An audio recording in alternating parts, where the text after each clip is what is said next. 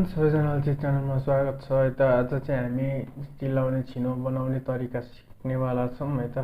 धेरैजनाले चाहिँ मलाई तिलहरीको चिल्लाउने छिनो नौगेडी छड्केहरूको चिल्लाउने छिनो कसरी बनाउने भनेर सिकाइदिनु भनिराख्नु भएको थियो होइन। अनि आज चाहिँ हामी त्यही बनाउन सिक्नेवाला छौँ है त। सबैले भिडियोलाई अन्तिमसम्म हेरेर साथ दिनु होला है त।